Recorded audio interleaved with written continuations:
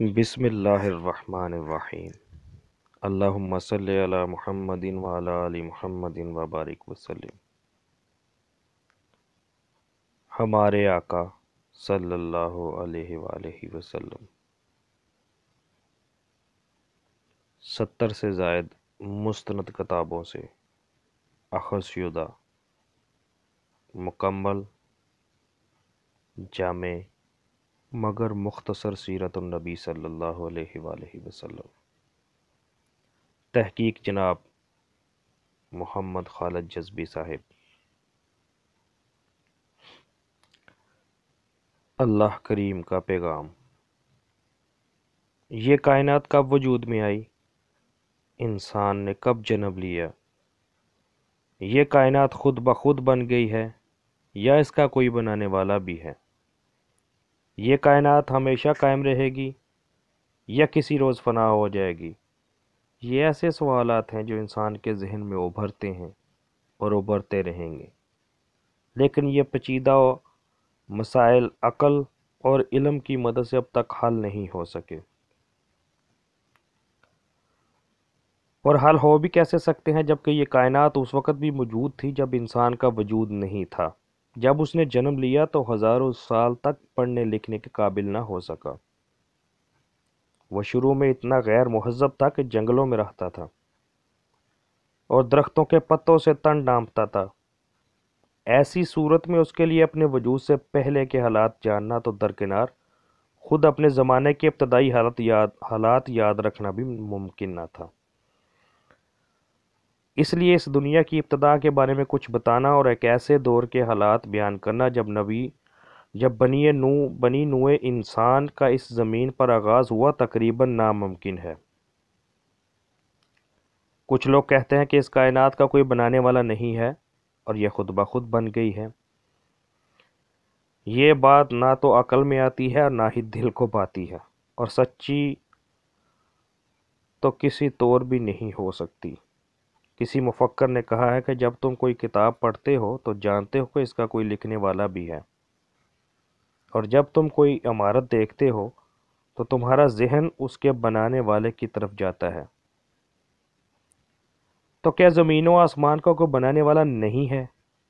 اے لوگو، غور کرو اور جان لو کہ کائنات کا یہ وجود خود اس بات کا ثبوت ہے کہ اس کا بنانے والا بھی کوئی ہے، اور وہ اللہ کریم ہے۔ اب اگر اللہ خود اپنے بندوں کو کائنات اور انسان کے متعلق کوئی خبر دے تو وہ یقیناً شک و شبہ سے بالا تر ہوگی۔ خوش قسمتی سے مسلمانوں کے پاس ایک ایسی کتاب موجود ہے جو کسی انسان کی لکھی ہوئی نہیں ہے بلکہ اللہ کا کلام ہے۔ یہ قرآن کریم ہے۔ قرآن کے مطابق دنیا اور اس کی ہر مخلوق اللہ کی پیدا کی ہوئی ہے، اور صرف اللہ ہی ہمیشہ سے ہر ہمیشہ رہے گا، باقی سب کچھ فنا ہو جائے گا۔ قرآن میں یہ تو نہیں بتایا گیا ہے کہ انسان نے کب جنم لیا، مگر یہ ضرور بتایا گیا ہے کہ تمام انسان حضرت آدم علیہ السلام اور ان کی بیوی حضرت حوا علیہ السلام کی اولاد ہے۔ جب اللہ نے حضرت آدم علیہ السلام اور حضرت حوا علیہ السلام کو جنت سے زمین پر بھیجا تھا تو ان سے یہ وعدہ بھی کیا تھا کہ وہ آنے والی نسلوں کی ہدایت اور رہنمائی کے لیے اپنے نبی، پیغمبر اور رسول بھیجتا رہے گا۔ چنانچہ جب ان کے بعد ان کی اولاد بڑھی اور جگہ جگہ پھیل گئی تو اللہ نے اپنا وعدہ پورا کیا اور ہر ملک اور قوم میں اپنے نبی، پیغمبر اور رسول بھیجے جو لوگوں کو اسلام کی طرف بلاتے تھے اور انہیں اچھے کام کرنے کا حکم دیتے تھے۔ ان نبیوں میں حضرت شیس علیہ السلام، حضرت ادریس علیہ السلام، حضرت نوح علیہ السلام، حضرت ہود علیہ السلام، حضرت صالح علیہ السلام، حضرت ابراہیم علیہ السلام، حضرت اسماعیل علیہ السلام، حضرت اسحاق علیہ السلام، حضرت لوط علیہ السلام، حضرت یعقوب علیہ السلام، حضرت یوسف علیہ السلام، حضرت ایوب علیہ السلام، حضرت شعیب علیہ السلام، حضرت موسیٰ علیہ السلام، حضرت ہارون علیہ السلام، حضرت داؤد علیہ السلام، حضرت سلیمان علیہ السلام، حضرت الیاس علیہ السلام، حضرت الیسع علیہ السلام، حضرت ذوالکفل علیہ السلام، حضرت یونس علیہ السلام، حضرت عزیر علیہ السلام، حضرت زکریا علیہ السلام، حضرت یحییٰ علیہ السلام اور حضرت عیسیٰ علیہ السلام بہت مشہور ہیں۔ دنیا کا دستور ہے کچھ لوگ صحیح راستے پر چلتے ہیں اور اچھے اچھے کام کرتے ہیں، تو کچھ لوگ غلط راستے پر چلتے ہیں اور برے برے کام کرتے ہیں۔ چنانچہ ان پیغمبروں کی ہدایت اور رہنمائی پر تو لوگ صحیح راستہ اختیار کر لیتے تھے اور ایک اللہ کی عبادت کرنے لگتے تھے، لیکن ان کے بعد وہ غلط راستہ اختیار کر لیتے تھے اور اپنے نفس، خواہش اور اغراض کو رہنما بنا کر ہوا، پانی، آگ، سورج، چاند، ستاروں اور درختوں، پہاڑوں اور بتوں وغیرہ کو پوجنے لگتے تھے۔ لوگوں کی اس گمراہی کو دور کرنے کے لیے اللہ نے اپنے آخری رسول حضرت محمد صلی اللہ علیہ وآلہ وسلم کو اپنی آخری کتاب قرآن دے کر دنیا میں بھیجا۔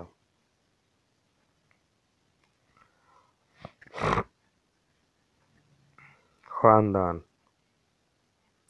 حضور آقا کریم صلی اللہ علیہ وآلہ وسلم حضرت ابراہیم علیہ السلام کے بڑے بیٹے حضرت اسماعیل علیہ السلام کی اولاد میں سے ہیں۔ آپ صلی اللہ علیہ وسلم عرب کے مشہور قبیلے قریش کے ایک نہایت معزز خاندان بنو ہاشم کے عظیم و جلیل فرد تھے۔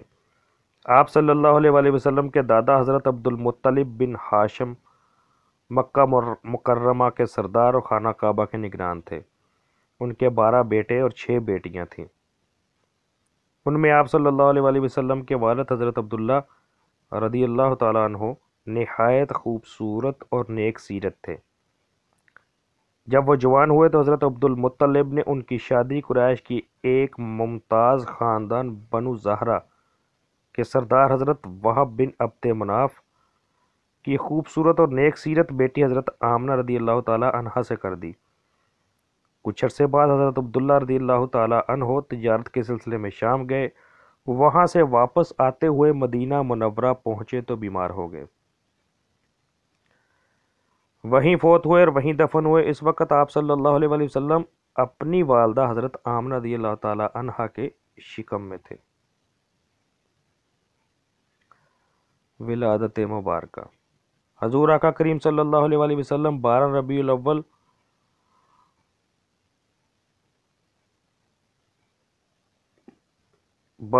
الاول 20 اپریل 571 سنہ عیسوی کو پیر کے روز صبح کے وقت مکہ مکرمہ میں پیدا ہوئے۔ یہ تاریخ انسانیت کا سب سے روشن، سعید اور مبارک دن تھا۔ آپ صلی اللہ علیہ وسلم کے دادا حضرت عبد المطلب کو آپ صلی اللہ علیہ وسلم کی ولادت مبارکہ کی اطلاع ملی تو وہ شاداں و فرحاں گھر آئے اور آپ صلی اللہ علیہ وسلم کو نہایت محبت اور شفقت سے سینے لگا لیا اور بہت دیر تک چومتے رہے۔ پھر وہ آپ صلی اللہ علیہ وسلم کو خانہ کعبہ میں لے گئے، اللہ کریم کا شکر ادا کیا، آپ صلی اللہ علیہ وآلہ وسلم کے لیے رحمت و برکت کی دعا مانگی اور آپ صلی اللہ علیہ وآلہ وسلم کا نام محمد صلی اللہ علیہ وآلہ وسلم رکھا۔ پرورش۔ حضور آقا کریم صلی اللہ علیہ وآلہ وسلم کو چند روز آپ صلی اللہ علیہ وسلم کی والدہ حضرت آمنہ رضی اللہ تعالیٰ عنہا اور پھر خاندان کی کنیز حضرت ثویبہ رضی اللہ عنہا نے دودھ پلایا۔ اس کے بعد قبیلہ بنو سعد کی ایک خاتون حضرت حلیمہ رضی اللہ تعالیٰ عنہا آپ صلی اللہ علیہ وسلم کو اپنے ساتھ اپنے گھر لے گئیں اور آپ صلی اللہ علیہ وسلم کو دودھ پلانے لگیں۔ جب آپ صلی اللہ علیہ وآلہ وسلم 5 سال کے ہوئے تو وہ آپ صلی اللہ علیہ وآلہ وسلم کو آپ صلی اللہ علیہ وآلہ وسلم کی والدہ حضرت آمنہ رضی اللہ تعالیٰ عنہا کے پاس چھوڑ گئیں۔ انہوں نے آپ صلی اللہ علیہ وآلہ وسلم کو سینے سے لگایا اور نہایت محبت اور شفقت سے آپ صلی اللہ علیہ وسلم کی پرورش کرنے لگی۔ جب آپ صلی اللہ علیہ وآلہ وسلم 6 سال کے ہوئے تو وہ آپ صلی اللہ علیہ وسلم کو ساتھ لے کر اپنے شوہر اور آپ صلی اللہ علیہ وآلہ وسلم کے والد حضرت عبداللہ رضی اللہ تعالیٰ عنہ کی قبر کی زیارت کے لیے مدینہ منورہ گئیں۔ وہاں سے واپس آتے ہوئے ابوا کے مقام پر پہنچی تو بیمار ہو گئیں، وہیں فوت ہوئیں اور وہیں دفن ہوئیں۔ ان کی ایک کنیز حضرت ام ایمن رضی اللہ تعالیٰ عنہا آپ صلی اللہ علیہ وآلہ وسلم کو اپنے ساتھ مکہ مکرمہ لے آئیں اور آپ صلی اللہ علیہ وسلم کے دادا حضرت عبد المطلب کے سپرد کر دیا۔ انہوں نے آپ صلی اللہ علیہ وسلم کو سینے سے لگایا اور نہایت محبت و شفقت سے آپ صلی اللہ علیہ وسلم کی پرورش کرنے لگیں۔ جب آپ صلی اللہ علیہ وسلم 8 سال کے ہوئے تو وہ بھی فوت ہو گئے۔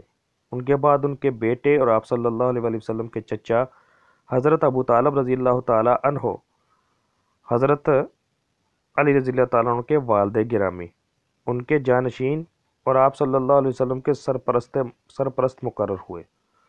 وہ آپ صلی اللہ علیہ وسلم سے بہت محبت کرتے تھے اور آپ صلی اللہ علیہ وآلہ وسلم کا بڑا خیال رکھتے تھے۔ ان کی بیوی اور آپ صلی اللہ علیہ وسلم کی چچی حضرت فاطمہ بنت اسد رضی اللہ تعالی عنہا،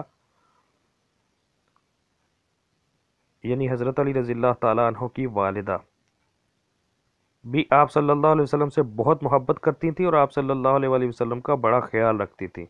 حضرت ابو طالب رضی اللہ تعالیٰ عنہ تجارت کرتے تھے اور اس سلسلے میں اکثر شام، فلسطین اور یمن جایا کرتے تھے۔ ایک مرتبہ وہ شام جانے لگے تو آپ صلی اللہ علیہ وآلہ وسلم ان سے لپٹ گئے اور ساتھ جانے کے لیے اصرار کیا۔ انہوں نے آپ صلی اللہ علیہ وآلہ وسلم کی دل شکنی نہ کی اور ساتھ لے لیا۔ اس وقت آپ صلی اللہ علیہ وسلم کی عمر مبارک 12 سال کی تھی۔ بسم اللہ الرحمن الرحیم۔ اللہم صلی علی محمد وعلی آل محمد وبارک وسلم۔ حلف الفضول۔ حضور آقا کریم صلی اللہ علیہ وآلہ وسلم کی عمر مبارک 20 سال کی تھی کہ قریش اور کیس کے قبیلوں کے درمیان جنگ چھڑ گئی۔ اس جنگ کو حرب الفجار کہا جاتا ہے۔ یہ جنگ ختم ہوئی تو آپ صلی اللہ علیہ وسلم کے چچا حضرت زبیر کی تحریک پر بہت سے لوگ ایک جگہ جمع ہوئے اور عہد کیا کہ ہم شہر میں امن قائم کریں گے، مظلوموں کی حمایت کریں گے اور مسافروں کی حفاظت کریں گے۔ اس معاہدے کو حلف الفضول کہا جاتا ہے۔ آپ صلی اللہ علیہ وسلم بھی اس معاہدے میں شریک ہوئے۔ تجارت۔ حضور آقا کریم صلی اللہ علیہ وسلم کی عمر مبارک 21 سال کی تھی کہ آپ صلی اللہ علیہ وسلم نے تجارت کا شغل اختیار کیا اور کاروبار میں مشغول ہو گئے۔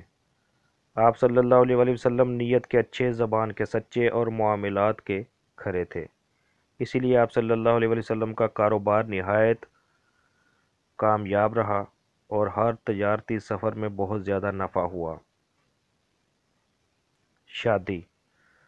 حضور آقا کریم صلی اللہ علیہ وسلم کی سچائی، امانت داری اور دیانت داری کی شہرت پھیلی تو قریش کے ایک ممتاز خاندان بنو اسد کی ایک پاک باز اور دولت مند خاتون حضرت خدیجہ بنت خویلد رضی اللہ تعالی عنہ نے آپ صلی اللہ علیہ وسلم کو پیغام بھیجا کہ آپ صلی اللہ علیہ وآلہ وسلم میرا تجارت کا سامان شام لے جائیں، میں آپ صلی اللہ علیہ وسلم کو بہت اچھا معاوضہ دوں گی۔ آپ صلی اللہ علیہ وآلہ وسلم نے ان کی یہ پیشکش قبول کر لی اور سامان لے کر شام تشریف لے گئے۔ اس تجارتی سفر میں بہت زیادہ نفع ہوا۔ وہ آپ صلی اللہ علیہ وسلم کی دانش مندی سے بہت متاثر ہوئیں اور اپنی ایک سہیلی کے ذریعے آپ صلی اللہ علیہ وسلم سے شادی کی خواہش کا اظہار کیا۔ آپ صلی اللہ علیہ وسلم نے اپنے چچا حضرت ابو طالب رضی اللہ تعالی عنہ سے مشورہ کر کے ان سے شادی کر لی۔ اس وقت آپ صلی اللہ علیہ وآلہ وسلم کی عمر مبارک 25 سال تھی۔ خانہ کعبہ کی تعمیر نو۔ حضور آقا کریم صلی اللہ علیہ وآلہ وسلم کی عمر مبارک 35 سال کی تھی کہ مکہ مکرمہ میں ایک زبردست سیلاب آیا جس سے خانہ کعبہ کی عمارت کو شدید نقصان پہنچا۔ قریش کو بہت افسوس ہوا اور انہوں نے اسے گرا کر نئے سرے سے بنانا شروع کیا۔ جب عمارت مکمل ہو گئی اور حجر اسود کو نصب کرنے کا مرحلہ آیا تو شدید اختلاف رونما ہو گیا۔ ہر خاندان کی خواہش تھی کہ اس متبرک پتھر کو اٹھا کر اس کی جگہ پر رکھنے کا شرف اسے ہی حاصل ہو۔ یہ اختلاف اتنا بڑا کہ تلواریں نکل آئیں۔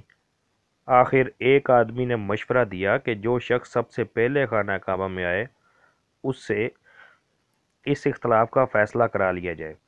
یہ مشورہ سب کو پسند آیا۔ اتفاق سے سب سے پہلے آپ صلی اللہ علیہ وسلم خانہ کعبہ میں تشریف لے آئے۔ آپ صلی اللہ علیہ وسلم کو دیکھتے ہی وہ پکار اٹھے، یہ تو محمد صلی اللہ علیہ وسلم ہیں، یہ سچے اور امانت دار ہیں، ہم ان پر راضی ہیں۔ آپ صلی اللہ علیہ وسلم نے حجر اسود کو ایک چادر پر رکھا اور فرمایا، تمام خاندانوں کے سردار چادر کے کونے پکڑ کر اسے اٹھائیں۔ سب نے ایسا ہی کیا۔ جب وہ اپنی جگہ قریب پہنچ گئے تو آپ صلی اللہ علیہ وآلہ وسلم نے اٹھا کر نصب کر دیا۔ آپ صلی اللہ علیہ وسلم کے اس فیصلے سے سب خوش ہو گئے۔ بعثت مبارک۔ حضور آقا کریم صلی اللہ علیہ وآلہ وسلم کو دنیا کی رنگینیاں کبھی متاثر نہ کر سکیں۔ آپ صلی اللہ علیہ وآلہ وسلم کا زیادہ وقت غور و فکر میں گزرتا، چنانچہ آپ صلی اللہ علیہ وسلم کھانے پینے کا سامان لے کر غار حرا میں تشریف لے جاتے اور وہاں کئی روز اللہ کریم کی عبادت میں مشغول رہتے۔ ایک روز آپ صلی اللہ علیہ وآلہ وسلم غار میں تشریف فرما تھے کہ اللہ کریم کے ایک فرشتے حضرت جبرائیل علیہ السلام آپ صلی اللہ علیہ وسلم کے پاس آئے اور کہا،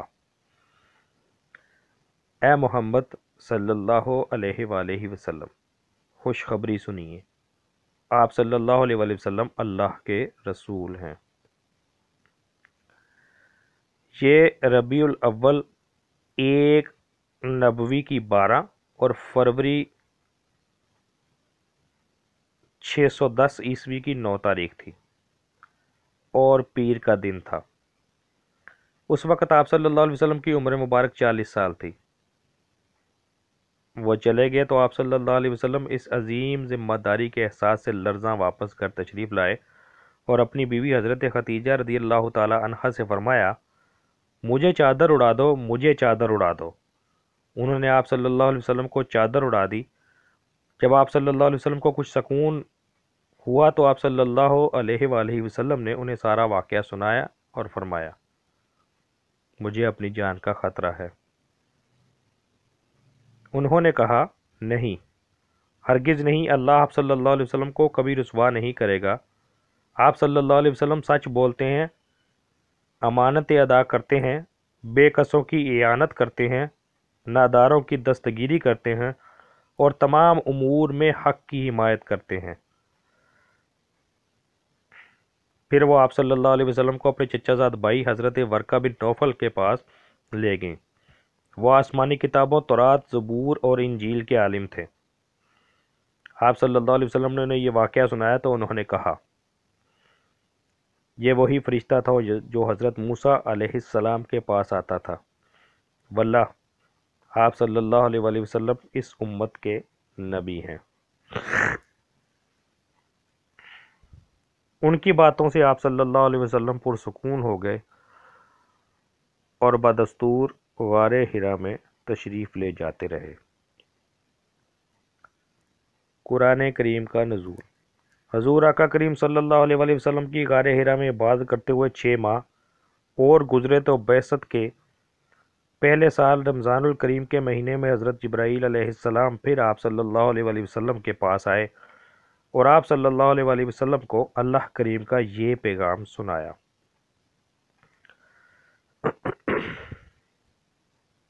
اقرأ بسم ربک الذی خلق، خلق الانسان من علق، اقرأ وربک الاکرم، اقرأ وربک الاکرم الذی علم بالقلم، علم الانسان ما لم یعلم۔ پڑھیے اپنے رب کے نام سے جس نے پیدا کیا انسان کو منجمد خون سے پیدا کیا۔ پڑھیے اور آپ کا رب بڑا کریم ہے جس نے قلم کے ذریعے سکھایا انسان کو وہ سکھایا جو وہ نہیں جانتا تھا۔ اس کے بعد وہ چلے گئے اور آپ صلی اللہ علیہ وسلم واپس کر تشریف لے آئے۔ اسلام کی دعوت۔ حضور آقا کریم صلی اللہ علیہ وآلہ وسلم نے منصب نبوت اور رسالت پر فائز ہونے کے بعد سب سے پہلے اپنے گھر والوں کو اسلام کی طرف بلایا اور انہیں بتایا، اللہ ایک ہے، اس کا کوئی شریک نہیں ہے، زمین، آسمان، سورج، چاند، ستارے، ہر چیز اسی کی بنائی ہوئی ہے، پھل پھول، درخت، اناج وہی اگاتا ہے، خوشی، غم، زندگی، موت سب کچھ وہی دیتا ہے۔ فرشتے اللہ کی ایک ایسی مخلوق ہیں جو ہمیں نظر نہیں آتے، وہ دن رات اللہ کے احکام کی تعمیل میں مشغول رہتے ہیں۔ ان پر ایمان لانا ضروری ہے۔ دنیا میں جتنے نبی، پیغمبر اور رسول آئے وہ سب سچے اور اللہ کے بھیجے ہوئے ہیں، ان پر بھی ایمان لانا ضروری ہے۔ میں بھی اللہ کا رسول ہوں، مجھ پر بھی ایمان لاؤ۔ اللہ نے اپنے رسولوں کو جو کتابیں دیں وہ سب سچی ہیں۔ ہر شخص مرنے کے بعد قیامت کا روز پھر زندہ ہوگا اور اللہ کے سامنے حاضر کیا جائے گا۔ وہ ہر ایک کو اس کے اچھے اور برے کاموں کا صلہ اور بدلہ دے گا۔ آپ صلی اللہ علیہ وسلم کی بیوی حضرت خدیجہ رضی اللہ تعالی عنہا، آپ صلی اللہ علیہ وسلم کے چچا زاد بھائی حضرت علی رضی اللہ تعالی عنہ اور آپ صلی اللہ علیہ وسلم کے غلام حضرت زید بن حارثہ رضی اللہ تعالی عنہ فوراً ایمان لے آئے۔ اس کے بعد آپ صلی اللہ علیہ وسلم چپکے چپکے دوسرے لوگوں کو اسلام کی طرف بلانے لگے۔ ان میں جو فطرت کے اچھے اور طبیعت کے سلجھے تھے وہ آہستہ آہستہ اسلام قبول کرنے لگے۔ اس طرح 3 سال گزر گئے۔ چوتھا سال شروع ہوا تو اللہ کریم نے حضرت جبرائیل علیہ السلام کے ذریعے آپ صلی اللہ علیہ وسلم کو اعلانیہ تبلیغ کا حکم بھیجا۔ چنانچہ ایک روز آپ صلی اللہ علیہ وسلم نے اپنے قریبی رشتہ داروں کو جمع کیا اور فرمایا، اے بنو ہاشم، میں تمہارے پاس ایک ایسی چیز لے کر آیا ہوں جس میں دین اور دنیا کی بھلائی ہے۔ بتاؤ تم میں سے کون اسے قبول کرے گا اور میرا ساتھ دے گا؟ یہ سن کر سب خاموش رہے، البتہ حضرت علی علیہ السلام نے عرض کیا، یا رسول اللہ صلی اللہ علیہ وآلہ وسلم، میں آپ صلی اللہ علیہ وآلہ وسلم کا ساتھ دوں گا۔ آپ صلی اللہ علیہ وسلم نے انہیں سینے سے لگایا اور فرمایا، علی تم میرے بھائی اور وارث ہو۔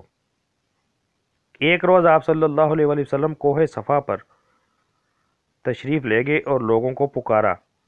جب وہ جمع ہو گئے تو آپ صلی اللہ علیہ وآلہ وسلم نے فرمایا، اے قریش، اگر میں تم سے کہوں کہ اس پہاڑ کے پیچھے ایک بہت بڑا لشکر کھڑا ہے اور وہ تم پر حملہ کرنے والا ہے تو کیا تم یقین کر لو گے؟ انہوں نے کہا، جی ہاں، کیونکہ آپ صلی اللہ علیہ وسلم ہمیشہ سچ بولتے ہیں۔ آپ صلی اللہ علیہ وآلہ وسلم نے فرمایا، تو پھر ایک اللہ پر ایمان لاؤ اور بتوں کو پوجنا چھوڑ دو۔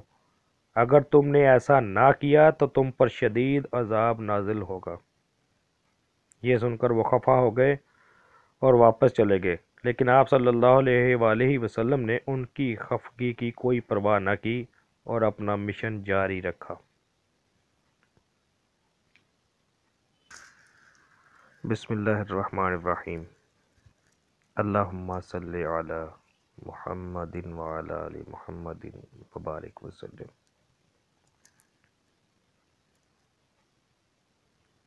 کتاب ہمارے آقا صلی اللہ علیہ وآلہ وسلم، 70 سے زائد مستند کتابوں سے اخذ شدہ مکمل، جامع مگر مختصر سیرت النبی صلی اللہ علیہ وآلہ وسلم۔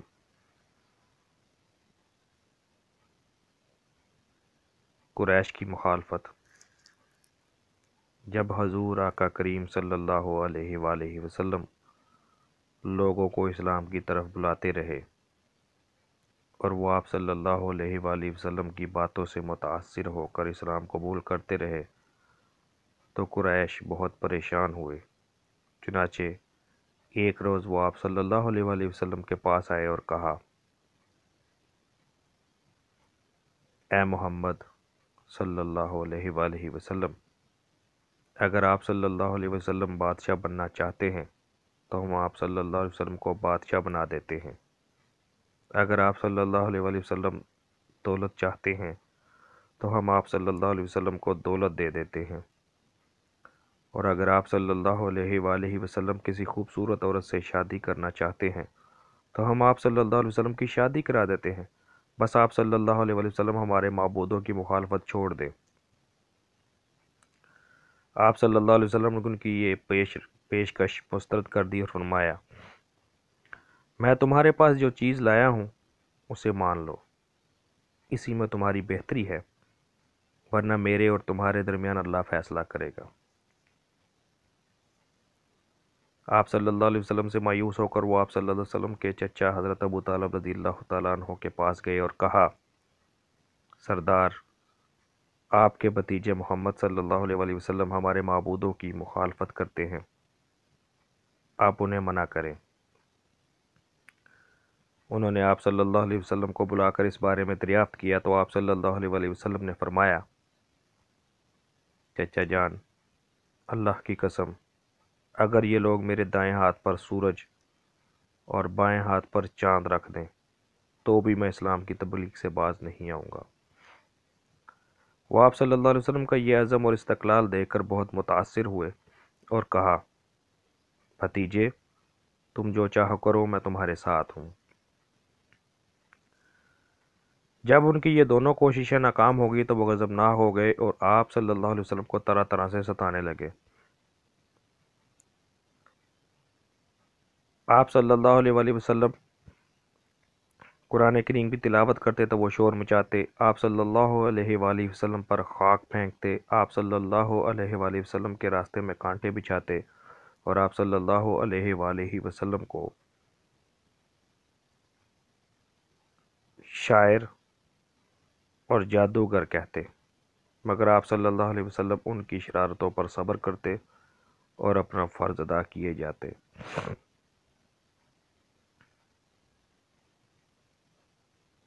مسلمانوں پر ظلم۔ جب حضور آقا کریم صلی اللہ علیہ وسلم پر قریش کی سختیوں کا کوئی اثر نہ ہوا تو وہ آپ صلی اللہ علیہ وسلم کے پیارے ساتھیوں کو ستانے لگے۔ وہ حضرت بلال حبشی کو تپتی ہوئی ریت پر گھسیٹتے، حضرت خباب تمیمی رضی اللہ تعالیٰ عنہ کو دہکتے ہوئے کوئلوں پر لٹاتے، حضرت صہیب رومی کو کانٹے چبھوتے، حضرت ابو ذر غفاری رضی اللہ تعالیٰ عنہ کو تھپڑ مارتے، حضرت خالد بن سعید رضی اللہ تعالیٰ عنہ کو بھوکا پیاسا رکھتے، حضرت یاسر رضی اللہ عنہ، ان کی بیوی حضرت سمیہ رضی اللہ عنہا اور ان کی بیٹوں حضرت عبداللہ اور حضرت عمار رضوان اللہ علیہم اجمعین کو آگ میں جلاتے اور پانی میں غوطے دیتے۔ حضرت یاسر رضی اللہ تعالیٰ عنہ یہ تکلیفیں سہتے سہتے جاں بحق ہو گئے۔ حضرت سمیہ رضی اللہ تعالیٰ عنہا کو ایک ظالم نے نیزہ مار کر شہید کر دیا۔ حضرت عبداللہ رضی اللہ تعالیٰ عنہ بھی انہی شدائد میں جاں بحق ہو گئے۔ البتہ حضرت عمار رضی اللہ تعالیٰ عنہ زندہ رہے اور اذیتیں جھیلتے رہے۔ آپ صلی اللہ علیہ وسلم کے قریبی عزیز حضرت حارث بن ابی حالہ رضی اللہ تعالیٰ عنہ کو ایک ظالم نے تلوار کا وار کر کے شہید کر دیا۔ مسلمانوں کی حبشہ روانگی۔ جب مسلمانوں پر قریش کے مظالم حد سے بڑھ گئے تو حضور آقا کریم صلی اللہ علیہ وآلہ وسلم نے انہیں حبشہ کی طرف ہجرت کرنے کا حکم دے دیا۔ چنانچہ بعثت کے 5ویں سال 11 مرد اور 4 عورتیں اور بعثت کے 6 سال 83 مرد اور 18 عورتیں مکہ مکرمہ سے ہجرت کر کے حبشہ چلی گئی۔ وہاں کے عیسائی بادشاہ اصحمہ نجاشی نے ان سے بہت اچھا سلوک کیا اور وہ وہاں امن و سکون سے رہنے لگے۔ قریش کو پتہ چلا تو انہیں بہت غصہ آیا اور انہوں نے اپنے 2 آدمیوں کو بہت سے قیمتی تحائف دے کر حبشہ بھیجا۔ انہوں نے بادشاہ سے ملاقات کی اور تحائف پیش کر کے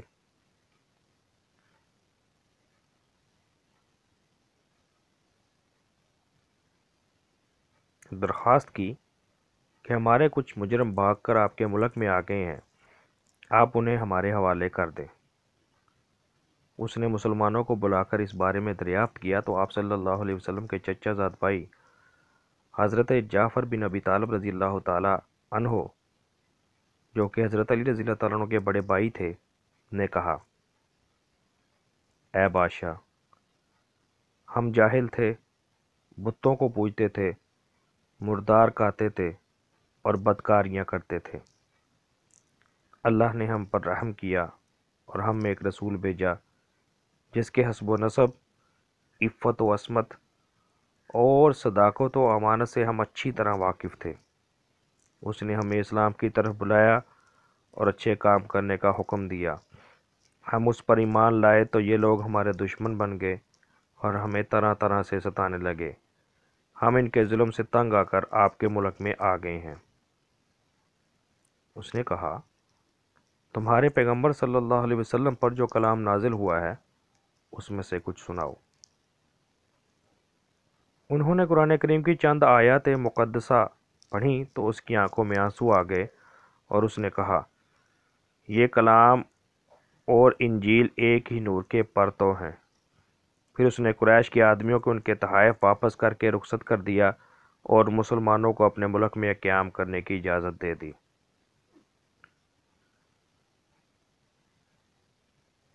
بنو ہاشم کا مقاطعہ۔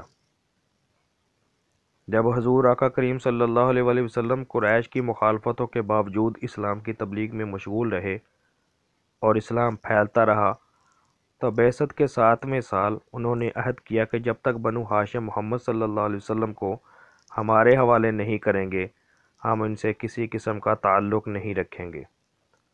انہوں نے یہ معاہدہ لکھ کر خانہ کعبہ میں لٹکا دیا۔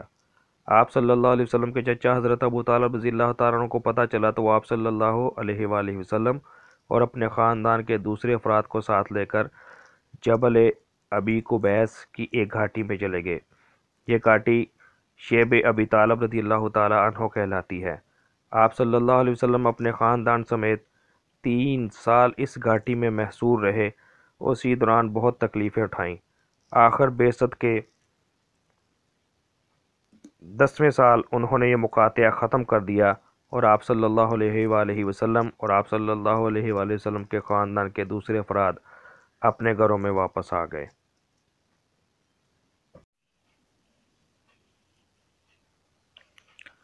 بسم اللہ الرحمن الرحیم۔ اللہم صلی علی محمد وعلی آل محمد وبارک وسلم۔ کتاب ہمارے آقا صلی اللہ علیہ وآلہ وسلم 70 سے زائد مستند کتب سے اخذ شدہ جامع مکمل مگر مختصر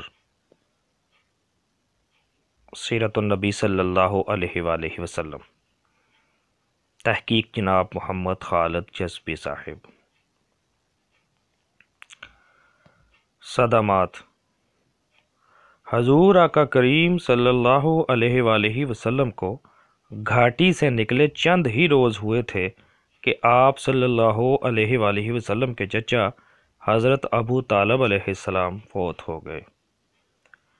ابھی یہ غم تازہ ہی تھا کہ آپ صلی اللہ علیہ وآلہ وسلم کی بیوی حضرت خدیجہ رضی اللہ تعالیٰ عنہ بھی فوت ہو گئیں۔ یہ دونوں آپ صلی اللہ علیہ وآلہ وسلم کے مددگار اور غم گسار تھے۔ ان کی وفات سے آپ صلی اللہ علیہ وآلہ وسلم کو شدید صدمہ ہوا اور آپ صلی اللہ علیہ وآلہ وسلم نے اس سال کو عام الحزن یعنی غم کا سال قرار دے دیا۔ سفر طائف۔ حضور آقا کریم صلی اللہ علیہ وآلہ وسلم کے چچا حضرت ابو طالب رضی اللہ تعالیٰ عنہ اور آپ صلی اللہ علیہ وآلہ وسلم کی بیوی حضرت خدیجہ رضی اللہ تعالیٰ عنہ کی وفات کے بعد قریش کے حوصلے بہت بڑھ گئے اور وہ آپ صلی اللہ علیہ وآلہ وسلم کو بے حد ستانے لگے۔ ان کی یہ ہٹ دھرمی دیکھ کر آپ صلی اللہ علیہ وسلم نے آس پاس کے قبیلوں کو اسلام کی طرف بلانے کا فیصلہ کیا۔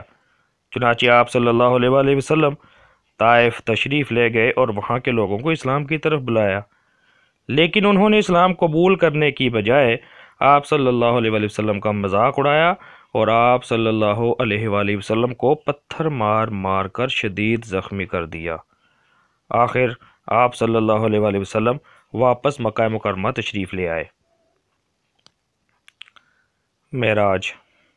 حضور آقا کریم صلی اللہ علیہ وآلہ وسلم ایک رات آرام فرما رہے تھے کہ حضرت جبریل علیہ السلام آپ صلی اللہ علیہ وآلہ وسلم کے پاس آئے اور آپ صلی اللہ علیہ وآلہ وسلم کو اللہ کی طرف سے معراج کی دعوت دی۔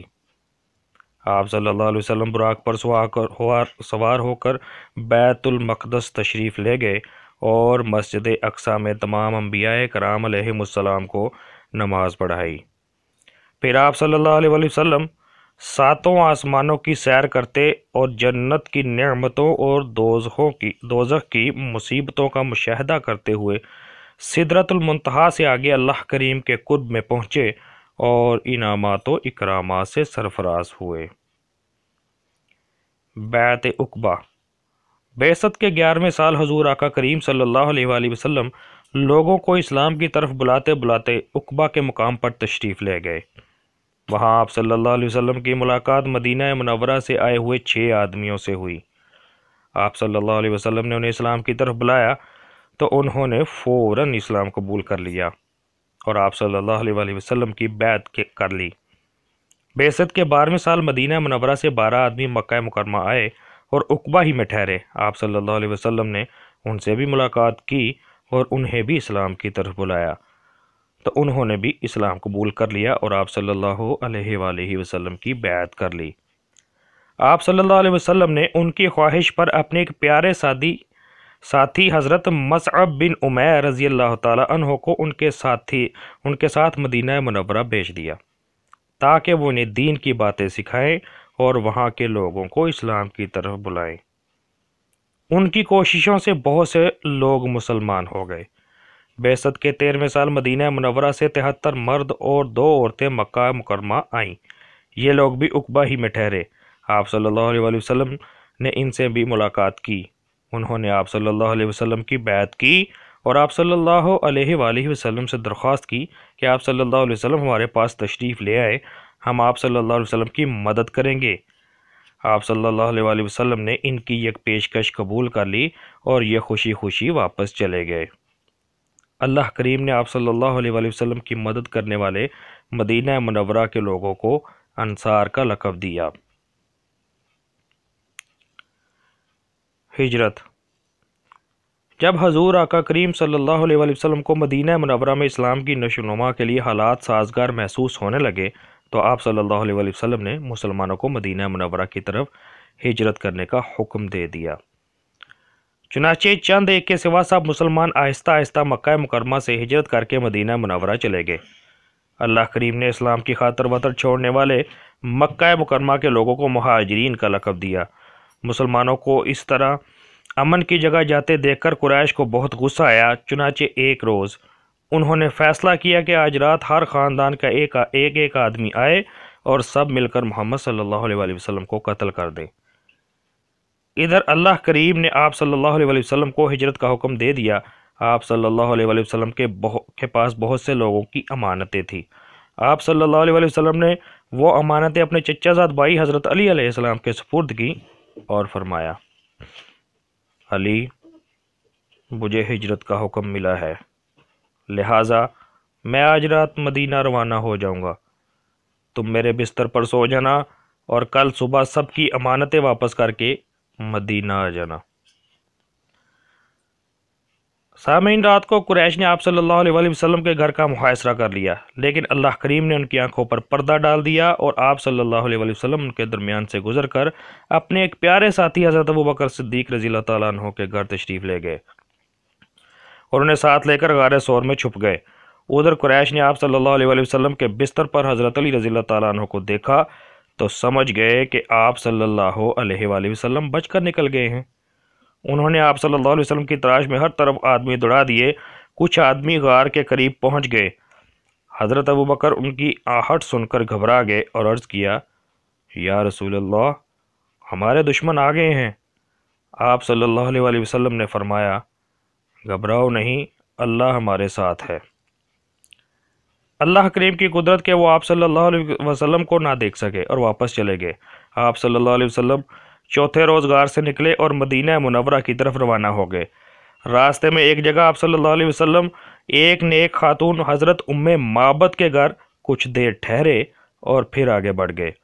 چند روز کے سفر کے بعد آپ صلی اللہ علیہ وآلہ وسلم 8 ربیع الاول 1 ہجری بمطابق 20 ستمبر 622 عیسوی کو پیر کے روز دوپہر کے وقت قبا کے مقام پر پہنچے اور ایک نیک آدمی حضرت کلثوم بن ہدم رضی اللہ تعالیٰ عنہ کے ہاں ٹھہرے۔ تیسرے روز حضرت علی علیہ السلام بھی آپ صلی اللہ علیہ وآلہ وسلم سے آ ملے۔ آپ صلی اللہ علیہ وآلہ وسلم نے وہاں ایک مسجد بنائی جسے مسجد قبا کے نام سے یاد کیا جاتا ہے۔ آپ صلی اللہ علیہ وآلہ وسلم وہاں سے مدینہ منورہ کے لیے روانہ ہوئے۔ تو راستے میں جمعہ کی نماز کا وقت ہو گیا۔ چنانچہ آپ صلی اللہ علیہ وآلہ وسلم نے خطبہ دیا اور نماز پڑھائی۔ جب آپ صلی اللہ علیہ وآلہ وسلم آگے بڑھ کر شہر میں داخل ہوئے تو ہر طرف جشن کا سما تھا۔ مرد راستے کے دونوں طرف کھڑے ہو کر نعرے لگا رہے تھے، اللہ اکبر، محمد صلی اللہ علیہ وآلہ وسلم تشریف لائے، اللہ اکبر، نبی اللہ صلی اللہ علیہ وآلہ وسلم تشریف لائے، اللہ اکبر، رسول اللہ صلی اللہ علیہ وآلہ وسلم تشریف لائے۔ عورتیں مکانوں کی چھتوں پر کھڑی ہو کر نغمے گا رہی تھیں، 14ویں کا چاند طلوع ہوا ہے، وداع کی پہاڑیوں سے ہم پر شکر واجب ہے جب تک بلانے والا اللہ کی طرف بلائے۔ اے ہم میں مبعوث ہونے والے، آپ واجب الاطاعت امر لے کر تشریف لائے ہیں۔ ہر شخص چاہتا تھا کہ آپ صلی اللہ علیہ وآلہ وسلم اس کے گھر میں قیام فرمائیں۔ لوگ راستے میں جگہ جگہ آپ صلی اللہ علیہ وسلم کی اونٹنی کی مہار پکڑ کر عرض کرتے، یا رسول اللہ صلی اللہ علیہ وسلم، ہمارے ہاں قیام فرمائیے۔ آپ صلی اللہ علیہ وسلم فرماتے، میری اونٹنی کو چھوڑ دو، یہ اللہ کی طرف سے مامور ہے۔ آپ صلی اللہ علیہ وسلم کی اونٹنی ایک نیک آدمی حضرت ابو ایوب انصاری رضی اللہ تعالیٰ عنہ کے مکان کے سامنے ایک میدان میں رکی اور وہیں بیٹھ گئی۔ وہ بہت خوش ہوئے اور آپ صلی اللہ علیہ وآلہ وسلم کو اپنے گھر لے گئے۔ آپ صلی اللہ علیہ وآلہ وسلم نے چند ماہ ان کے ہاں قیام فرمایا، پھر آپ صلی اللہ علیہ وسلم کے رہنے کے لیے مکان بن گیا اور آپ صلی اللہ علیہ وآلہ وسلم اس میں تشریف لے آئے۔ مسجد نبوی کی تعمیر۔ سامعین، حضور آقا کریم صلی اللہ علیہ وآلہ وسلم کی اقامت گاہ کے قریب کچھ زمین خالی پڑی تھی۔ یہ دو نیک بچوں حضرت سہل اور حضرت سہیل رضی اللہ تعالی عنہم کی ملکیت تھی۔ آپ صلی اللہ علیہ وآلہ وسلم نے ان سے یہ زمین خرید کر وہاں ایک مسجد بنائی۔ یہ مسجد مسجد نبوی کے نام سے مشہور ہوئی۔ مواخات۔ حضور آقا کریم صلی اللہ علیہ وآلہ وسلم نے مدینہ منورہ تشریف لانے کے چند ماہ بعد مہاجرین اور انصار کو ایک جگہ جمع کیا اور ایک ایک مہاجر کو ایک ایک انصار کا بھائی بنا دیا۔ انصار نے اپنے مہاجر بھائیوں سے بہت اچھا سلوک کیا اور انہیں اپنے مال و دولت، زمین و جائیداد اور کھیتی باڑی میں برابر کا شریک بنا لیا۔ میثاق مدینہ۔ مدینہ منورہ میں بہت سے یہودی بھی آباد تھے۔ یہ بڑے دولت مند لوگ تھے۔ حضور آقا کریم صلی اللہ علیہ وآلہ وسلم نے مدینہ منورہ تشریف لانے کے چند ماہ بعد ان سے ایک معاہدہ کیا۔ اس معاہدے کو میثاق مدینہ کہا جاتا ہے۔ اس معاہدے کی بڑی بڑی شکیں یہ تھیں۔ نمبر 1، یہودی اور مسلمان ایک قوم شمار ہوں گے۔ نمبر 2، دونوں کو اپنے اپنے مذہب پر عمل کرنے کی پوری آزادی ہوگی۔ نمبر 3، کوئی دشمن شہر پر حملہ کرے گا تو دونوں مل کر اس کا مقابلہ کریں گے۔ اس معاہدے سے مدینہ منورہ کی فضا بہت خوشگوار ہو گئی۔ منافقین۔ مدینہ منورہ میں کچھ لوگ ایسے بھی تھے جو خود کو مسلمان ظاہر کرتے تھے لیکن حقیقت میں وہ اسلام کے خلاف تھے۔ اللہ کریم نے ان لوگوں کو منافقین کا لقب دیا۔ ان کا سردار ایک دولت مند شخص عبداللہ بن ابی تھا۔ حضور آقا کریم صلی اللہ علیہ وآلہ وسلم کے مدینہ منورہ تشریف لانے سے پہلے لوگوں نے اسے اپنا بادشاہ بنانے کا فیصلہ کیا تھا، لیکن آپ صلی اللہ علیہ وآلہ وسلم کے تشریف لانے کے بعد یہ معاملہ ختم ہو گیا۔ اسی لیے وہ آپ صلی اللہ علیہ وآلہ وسلم سے بہت حسد کرتا تھا۔ غزوہ بدر۔ مسلمانوں کے مدینہ منورہ آ جانے کے بعد بھی قریش اپنی شرارتوں سے باز نہ آئے۔ انہوں نے منافقین کو پیغام بھیجا کہ مسلمانوں کو مدینے سے نکال دو۔ مسلمان چوکس تھے، لہٰذا منافقین کامیاب نہ ہو سکے۔ اب وہ مسلمانوں کو نقصان پہنچانے کے لیے اور تدبیریں سوچنے لگے۔ حضور آقا کریم صلی اللہ علیہ وآلہ وسلم کو قریش کے برے ارادوں کا علم تھا، اس لیے آپ صلی اللہ علیہ وسلم مسلمانوں کے چھوٹے چھوٹے دستے ادھر ادھر بھیجتے رہتے تھے تاکہ وہ کوئی شرارت نہ کر سکیں۔ پھر بھی ایک مرتبہ قریش کا ایک آدمی مدینہ منورہ کی ایک چراگاہ سے مسلمانوں کے بہت سے اونٹ پکڑ کر لے گیا۔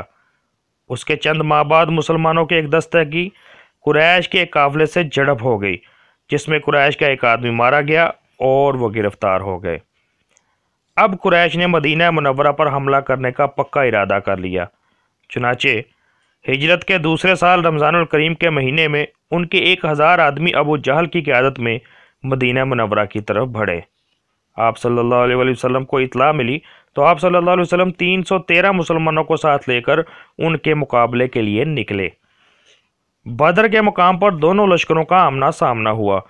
پہلے انفرادی مقابلے ہوئے، قریش کی طرف سے عتبہ، اس کا بھائی شیبہ اور اس کا بیٹا ولید، اور مسلمانوں کی طرف سے آپ صلی اللہ علیہ وآلہ وسلم کے چچا حضرت حمزہ رضی اللہ تعالیٰ عنہ، آپ صلی اللہ علیہ وسلم کے چچا زاد بھائی حضرت علی علیہ السلام، اور آپ صلی اللہ علیہ وسلم کے قریبی عزیز حضرت عبیدہ بن حارث رضی اللہ تعالیٰ عنہ میدان میں نکلے۔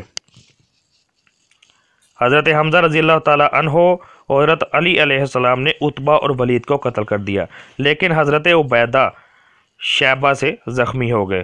حضرت علی رضی اللہ تعالیٰ عنہ نے آگے بڑھ کر شیبہ کو بھی قتل کر دیا اور حضرت عبیدہ رضی اللہ تعالیٰ عنہ کو میدان سے اٹھا لائے۔ اس کے بعد اجتماعی جنگ شروع ہو گئی۔ مسلمان بڑی بہادری سے لڑے اور اپنے سے 3 گنا قریش کو کچل کر رکھ دیا۔ ان کے 70 آدمی مارے گئے جن میں بڑے بڑے سردار بھی شامل تھے۔ ابو جہل کو 2 نیک بچوں حضرت معاذ اور حضرت معوذ نے قتل کیا۔ 70 آدمیوں کو مسلمانوں نے گرفتار کر لیا۔ انہوں نے انہیں بڑے آرام سے رکھا، جو کچھ گھروں میں پکتا وہ لا کر ان کے سامنے رکھ دیتے اور خود کھجوریں کھا کر گزارا کر لیتے۔ دولت مند قیدیوں کو فدیہ لے کر آزاد کر دیا گیا۔ پڑھے لکھے غریب قیدیوں سے کہا گیا کہ وہ 10 مسلمان بچوں کو پڑھنا لکھنا سکھا دیں تو انہیں آزاد کر دیا جائے گا۔ جو قیدی غریب تھے اور پڑھنا لکھنا بھی نہیں جانتے تھے انہیں ویسے ہی آزاد کر دیا گیا۔ بسم اللہ الرحمن الرحیم۔ اللہم صلی علی محمد وعلی آل محمد وبارک وسلم۔ غزوہ احد۔ سامعین، ہجرت کے تیسرے سال شوال المقرر کے مہینے میں قریش کے 3000 آدمی ابو سفیان کی قیادت میں بدر کی شکست کا بدلہ لینے کے لیے مدینہ منورہ کی طرف بڑھے۔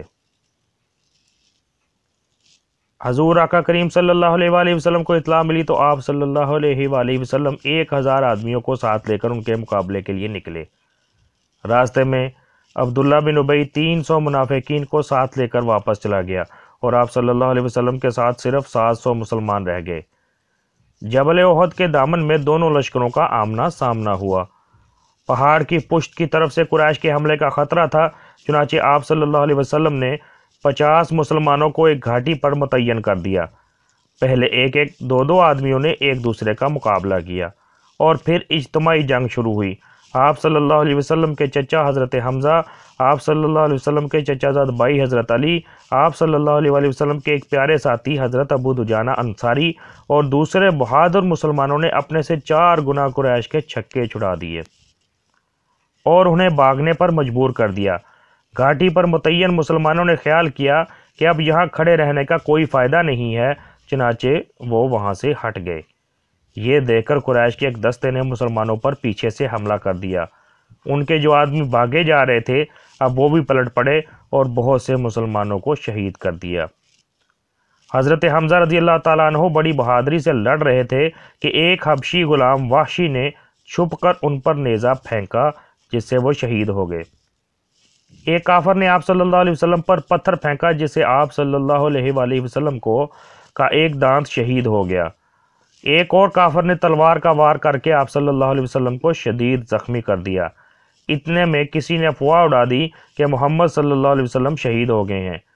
یہ سن کر مسلمان حواس باختہ ہو گئے، لیکن کچھ دیر بعد انہوں نے آپ صلی اللہ علیہ وآلہ وسلم کو دیکھ لیا اور سمٹ کر آپ صلی اللہ علیہ وآلہ وسلم کے گرد جمع ہو گئے۔ آپ صلی اللہ علیہ وآلہ وسلم انہیں ساتھ لے کر پہاڑ پر چڑھ گئے۔ قریش نے بھی پہاڑ پر چڑھنا چاہا، لیکن مسلمانوں نے پتھر برسا کر انہیں پیچھے ہٹا دیا اور وہ میدان چھوڑ کر واپس چلے گئے۔ مسلمانوں کا قتل۔ ہجرت کے چوتھے سال صفر المظفر کے مہینے میں قبیلہ عزل اور قبیلہ کارا کے چند آدمی مدینہ منورہ آئے۔ حضور آقا کریم صلی اللہ علیہ وسلم سے درخواست کی کہ ہمارے قبیلوں نے اسلام قبول کر لیا ہے، لہٰذا آپ صلی اللہ علیہ وسلم چند مسلمانوں کو ہمارے ساتھ بھیج دیں جو انہیں اسلام کی باتیں سکھائیں۔ آپ صلی اللہ علیہ وسلم 10 پیارے ساتھی ان کے ساتھ بھیج دیے۔ جب یہ مسلمان رجع کے مقام پر پہنچے تو قبیلہ بنو لحیان کے تیر اندازوں نے انہیں گھیر لیا۔ انہوں نے مقابلہ کیا لیکن حضرت خبیب بن عدی رضی اللہ تعالیٰ عنہ اور حضرت زید بن دسنہ رضی اللہ تعالیٰ عنہ کے سوا سب شہید ہو گئے۔ کافروں نے انہیں گرفتار کر لیا اور مکہ مکرمہ لے جا کر قریش کے پاس فروخت کر دیا۔ قریش نے انہیں کچھ عرصے قید رکھا اور پھر بڑی بے دردی سے شہید کر دیا۔ انہی دنوں قبیلہ کلاب کا ایک سردار مدینہ منورہ آیا اور آپ صلی اللہ علیہ وآلہ وسلم سے درخواست کی کہ آپ صلی اللہ علیہ وسلم چند مسلمانوں کو میرے ساتھ بھیج دیں جو میرے قبیلے میں اسلام پھیلائیں۔ آپ صلی اللہ علیہ وسلم نے اپنے 70 پیارے ساتھی اس کے ساتھ بھیج دیے۔ جب یہ مسلمان معونہ کے کنویں پر پہنچے تو قبیلہ بنو عامر کے تیر اندازوں نے انہیں گھیر لیا۔ انہوں نے مقابلہ کیا لیکن حضرت کعب بن زید رضی اللہ تعالیٰ عنہ کے سوا سب شہید ہو گئے۔ یہ مدینہ منورہ پہنچے اور آپ صلی اللہ علیہ وسلم کو اپنے ساتھیوں کی مظلومیت کی داستان سنائی۔ غزوہ خندق۔ یہودیوں نے مسلمانوں سے امن کا معاہدہ تو کر رکھا تھا لیکن ان کے دل میں کھوٹ تھا۔ وہ مسلمانوں کے خلاف شرارتیں کرتے رہتے تھے۔ جب ان کی شرارتیں حد سے بڑھ گئیں تو حضور آقا کریم صلی اللہ علیہ وآلہ وسلم نے ان کے ایک قبیلے بنو نذیر کا محاصرہ کر لیا۔ انہوں نے 15 روز کے بعد ہتھیار ڈال دیے۔ آپ صلی اللہ علیہ وآلہ وسلم انہیں مدینہ منورہ سے نکل جانے کا حکم دیا۔ یہ لوگ مدینہ منورہ سے نکل کر خیبر چلے گئے اور وہاں سے سارے عرب میں مسلمانوں کے خلاف سازشوں کا جال پھیلا دیا اور قریش کو کئی دوسرے قبیلوں کو مسلمانوں سے لڑنے پر ابھارا۔ اس طرح سارے اسلام دشمن گروہوں نے مل کر ایک بہت بڑا لشکر تیار کر لیا۔ چنانچہ ہجرت کے 5ویں سال شوال المکرم کے مہینے میں یہ لشکر ابو سفیان کی قیادت میں مدینہ منورہ کی طرف بڑھا۔ آپ صلی اللہ علیہ وآلہ وسلم نے مسلمانوں سے مشورہ کیا۔ آپ صلی اللہ علیہ وسلم کے ایک پیارے ساتھی حضرت سلمان فارسی رضی اللہ تعالیٰ عنہ نے مشورہ دیا کہ شہر کے گرد خندق کھود کر دشمن کا مقابلہ کرنا چاہیے۔ آپ صلی اللہ علیہ وسلم کو یہ مشورہ بہت پسند آیا اور آپ صلی اللہ علیہ وسلم نے مسلمانوں کو خندق کھودنے کا حکم دے دیا۔ چنانچہ 3000 مسلمانوں نے چند روز میں بڑی لمبی چوڑی اور گہری خندق کھود دی۔ کافروں نے مدینہ منورہ کا محاصرہ کر لیا اور خندق پار کرنے کی کوشش کی لیکن مسلمانوں نے تیر اور پتھر برسا کر انہیں پیچھے ہٹا دیا۔ ایک روز ایک نامور بہادر عمر بن عبد ود نے خندق پار کر لی اور مسلمانوں کو للکارا۔ آپ صلی اللہ علیہ وسلم کے چچا زاد بھائی حضرت علی علیہ السلام نے آگے بڑھ کر اسے قتل کر دیا۔ مسلمانوں کو سب سے بڑا خطرہ شہر میں آباد یہودیوں کے ایک قبیلے بنو قریظہ سے تھا جو در پردہ دشمن سے مل گئے تھے۔ آپ صلی اللہ علیہ وآلہ وسلم نے انہیں کسی شرارت سے روکنے کے لیے 200 مسلمان ان کے محلے پر متعین کر دیے۔ اللہ کریم کی قدرت کے چند روز بعد کافروں میں پھوٹ پڑ گئی اور پھر ایک رات ایسی تیز آندھی چلی کہ ان کے خیمے اکھڑ گئے اور کھانے پینے کا سامان بکھر گیا۔ اس سے وہ گھبرا گئے اور واپس چلے گئے۔ دوسرے روز مسلمانوں نے بنو قریظہ کا محاصرہ کر لیا۔ انہوں نے 25 روز کے بعد ہتھیار ڈال دیے۔ چنانچہ مردوں کو بغاوت کے جرم میں قتل کر دیا گیا اور عورتوں اور بچوں کو قید کر لیا گیا۔ صلح حدیبیہ۔ مسلمانوں کو خانہ کعبہ سے بڑی محبت تھی۔ وہ 6 سال سے اس کی زیارت کے لیے تڑپ رہے تھے۔ ہجرت کے 6 سال ذی القعدہ کے مہینے میں حضور آقا کریم صلی اللہ علیہ وسلم 1400 مسلمانوں کو ساتھ لے کر مدینہ منورہ سے روانہ ہوئے۔ قریش کو پتہ چلا تو وہ مرنے مارنے پر تیار ہو گئے۔ آپ صلی اللہ علیہ وسلم کو اطلاع ملی تو آپ صلی اللہ علیہ وسلم نے حدیبیہ کے مقام پر پڑاؤ ڈال دیا اور انہیں پیغام بھیجا کہ ہم جنگ کرنے کے لیے نہیں بلکہ عمرہ کرنے کے لیے آئے ہیں۔ انہوں نے اپنے ایک آدمی کو آپ صلی اللہ علیہ وسلم کے پاس بھیجا۔ آپ صلی اللہ علیہ وسلم نے اس سے بھی وہی کہا جو اپنے پیغام میں کہا تھا۔ وہ واپس گیا اور ان سے کہا، بھائیو، میں بڑے بڑے بادشاہوں کے درباروں میں گیا ہوں مگر میں نے کسی بادشاہ کو اس کی قوم میں اتنی عزت نہیں دیکھی جتنی محمد صلی اللہ علیہ وسلم کی ان کے ساتھیوں میں دیکھی ہے۔ میرے خیال میں بہتر یہی ہے کہ تم ان سے صلح کر لو۔ انہوں نے اس کی بات نہ مانی اور اپنی ہر تربیت پر قائم رہے۔ آپ صلی اللہ علیہ وسلم نے اپنے ایک پیارے ساتھی حضرت عثمان رضی اللہ تعالیٰ عنہ کو ان کے پاس بھیجا، لیکن انہوں نے انہیں اپنے پاس روک لیا۔ ادھر حدیبیہ میں افواہ پھیل گئی کہ حضرت عثمان کو شہید کر دیا گیا ہے۔ آپ صلی اللہ علیہ وسلم نے یہ سنا تو ایک درخت کے نیچے بیٹھ کر اپنے تمام پیارے ساتھیوں سے جانثاری کی بیعت لی۔ اس بیعت کو بیعت رضوان کہا جاتا ہے۔ قریش کو پتہ چلا تو انہوں نے حضرت عثمان رضی اللہ تعالیٰ عنہ کو واپس بھیج دیا اور آپ صلی اللہ علیہ وآلہ وسلم سے چند شرائط پر 10 سال کے لیے صلح کر لی۔ اس صلح کو صلح حدیبیہ کہا جاتا ہے۔ اس صلح کی بڑی بڑی شرطیں یہ تھیں: نمبر 1، مسلمان اس سال عمرہ کیے بغیر واپس جائیں گے اور اگلے سال آئیں گے، مگر ان کے پاس نیام میں ڈالی ہوئی تلواروں کے سوا کوئی ہتھیار نہ ہوگا۔ نمبر 2، قریش کا کوئی آدمی مدینہ جائے گا تو اسے واپس کر دیا جائے گا، لیکن اگر کوئی مسلمان مکہ آ جائے گا تو اسے واپس نہیں کیا جائے گا۔ نمبر 3، عرب کے قبیلوں کو اختیار ہوگا وہ قریش اور مسلمانوں میں سے جس کے ساتھ چاہیں دوستانہ تعلقات قائم کر لیں۔ آپ صلی اللہ علیہ وسلم چند روز وہاں ٹھہرے اور پھر واپس مدینہ منورہ تشریف لے آئے۔ بادشاہوں کو دعوت اسلام۔ ہجرت کے 7ویں سال محرم الحرام کے مہینے میں حضور آقا کریم صلی اللہ علیہ وآلہ وسلم نے اپنے چند پیارے ساتھیوں کو اسلام کی دعوت کے خطوط دے کر عرب کے رئیسوں اور ہمسایہ ملکوں کے بادشاہوں کے پاس بھیجا۔ حضرت عمر بن امیہ رضی اللہ تعالی عنہ حبشہ کے بادشاہ اصحمہ نجاشی کے پاس خط لے کر گئے۔ اس نے بڑے ادب سے آپ صلی اللہ علیہ وآلہ وسلم کے خط کو آنکھوں سے لگایا اور آپ صلی اللہ علیہ وسلم کے چچا زاد بھائی حضرت جعفر بن ابی طالب رضی اللہ تعالی عنہ کے سامنے اسلام قبول کر لیا۔ حضرت حاتب بن ابی بلتع مصر کے پاس مقوقس کے پاس خط لے گئے۔ اس نے اسلام تو قبول نہ کیا، لیکن آپ صلی اللہ علیہ وسلم کے خط کا بڑا احترام کیا اور آپ صلی اللہ علیہ وسلم کے لیے بہت سے تحائف بھیجے۔ حضرت عبداللہ بن حذافہ رضی اللہ تعالیٰ عنہ ایران کے مجوسی بادشاہ خسرو پرویز کے پاس خط لے کر گئے۔ وہ بڑا مغرور اور بدتمیز فرمانروا تھا۔ اس نے آپ صلی اللہ علیہ وسلم کا خط پھاڑ کر پھینک دیا۔ حضرت داہیہ کلبی رضی اللہ تعالیٰ عنہ روم کے عیسائی بادشاہ ہرکل کے پاس خط لے کر گئے۔ اس نے خط پڑھ کر اپنے آدمیوں کو حکم دیا کہ اگر عرب کا کوئی آدمی یہاں موجود ہو تو اسے میرے سامنے پیش کرو۔ اتفاق سے اس وقت ابو سفیان تجارت کے سلسلے میں وہاں موجود تھا۔ انہوں نے اسے بادشاہ کے سامنے پیش کر دیا۔ بادشاہ نے اس سے آپ صلی اللہ علیہ وآلہ وسلم کے بارے میں بہت سے سوالات کیے۔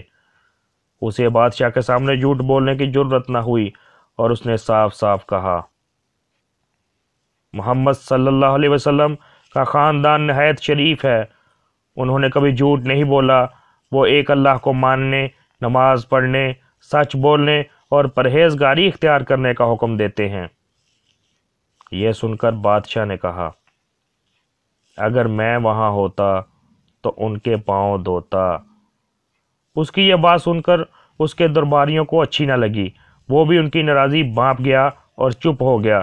جب وہ دربار سے چلے گئے تو اس نے حضرت داہیہ کلبی رضی اللہ تعالیٰ عنہ سے کہا، میں جانتا ہوں کہ تمہارے پیغمبر صلی اللہ علیہ وسلم اپنے دعوے میں سچے ہیں، لیکن میں بغاوت کے خوف سے ان کا دین اختیار نہیں کر سکتا۔ عرب کے جن رئیسوں کے پاس آپ صلی اللہ علیہ وسلم کے خطوط گئے، ان میں سے بعض نے اسلام قبول کر لیا اور بعض اپنے مذہب پر قائم رہے۔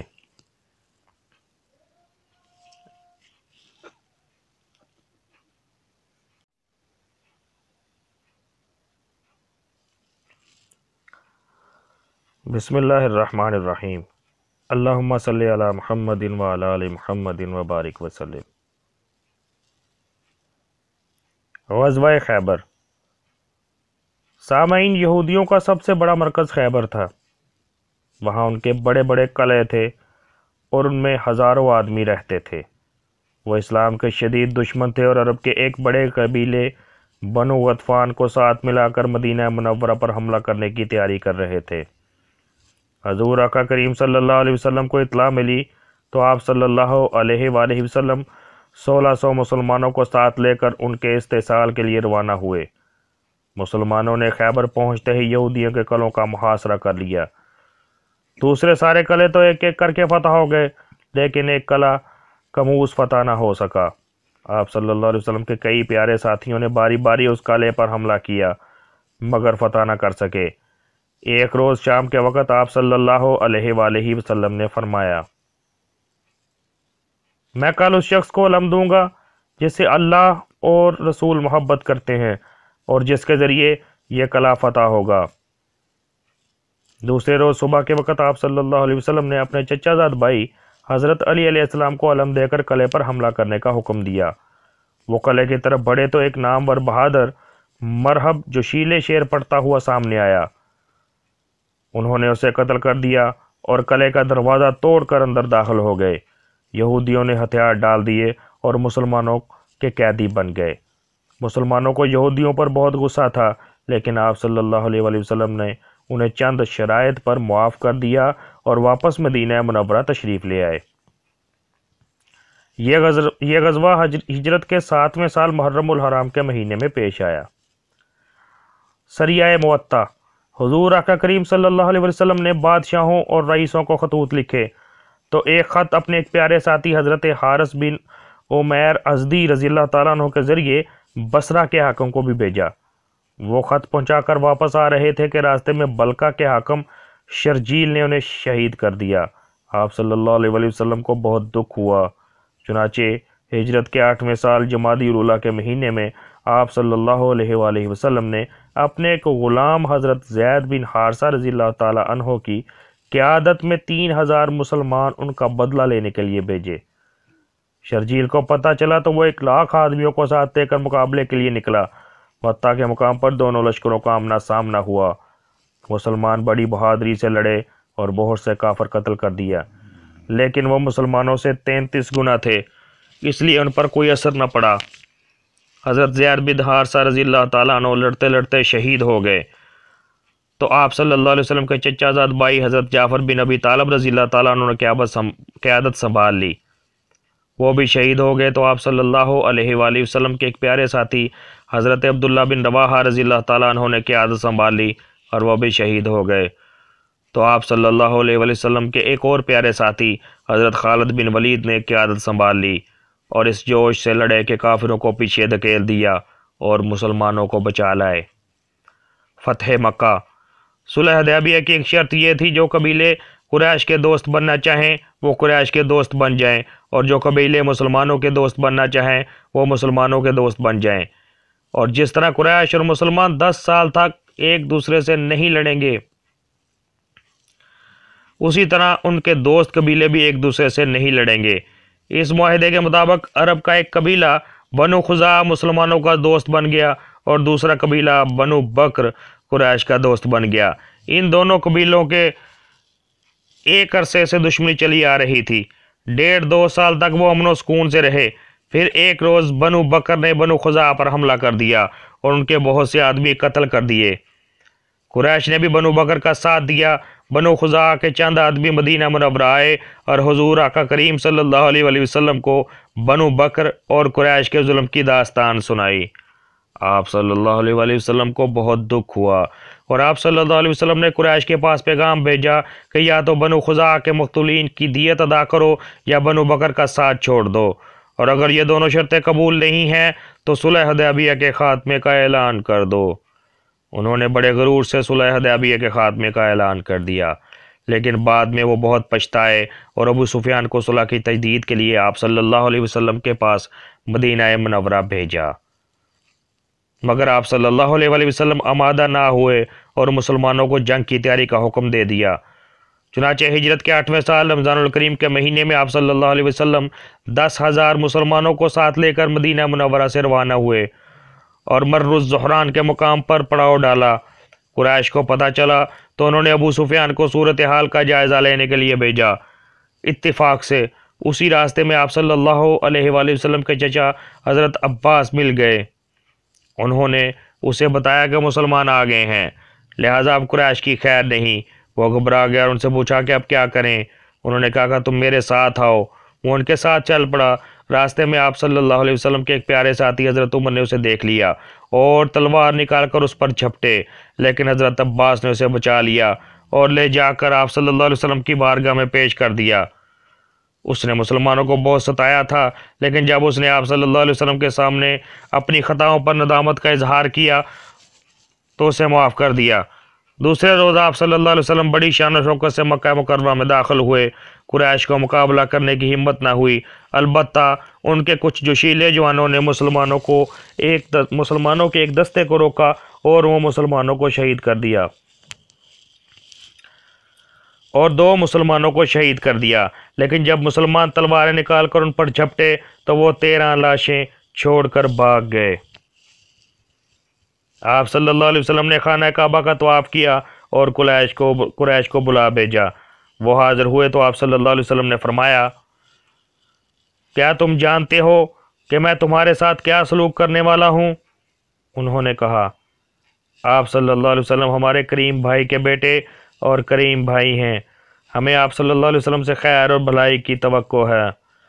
آپ صلی اللہ علیہ وسلم نے فرمایا، آج تم پر کوئی ملامت نہیں ہے، جاؤ تم سب آزاد ہو۔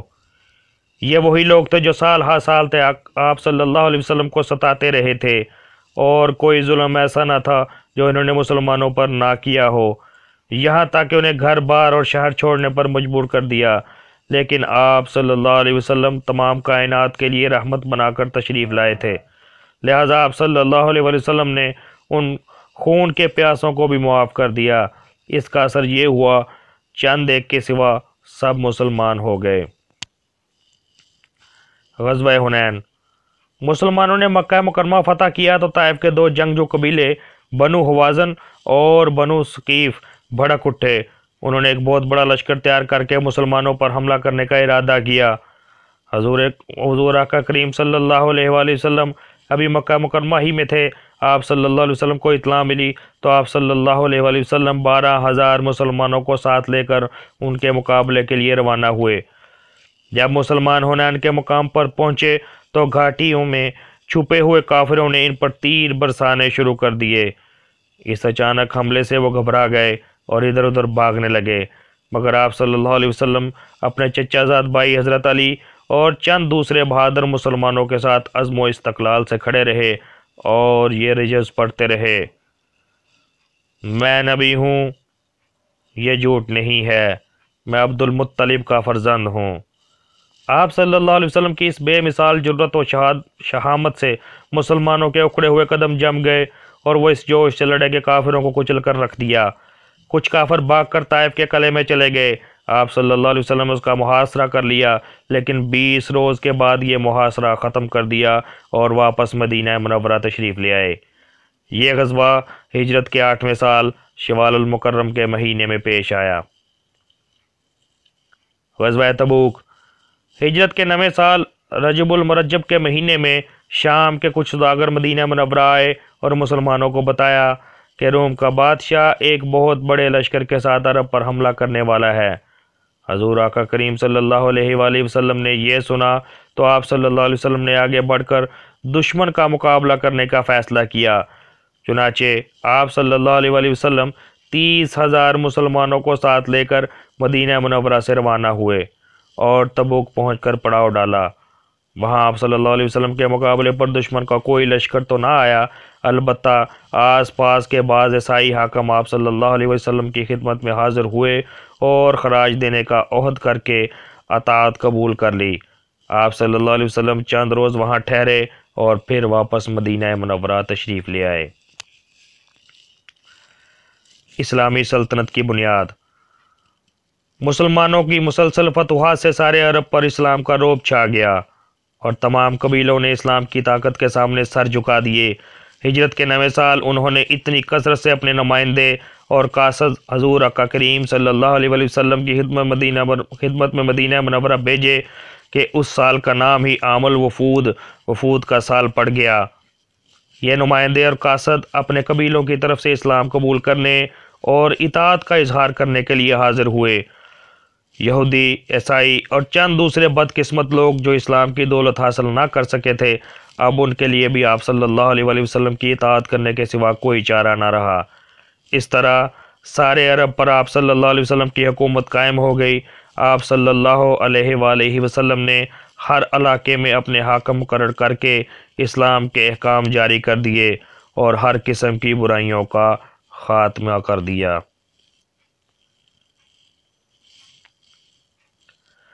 حجۃ الوداع۔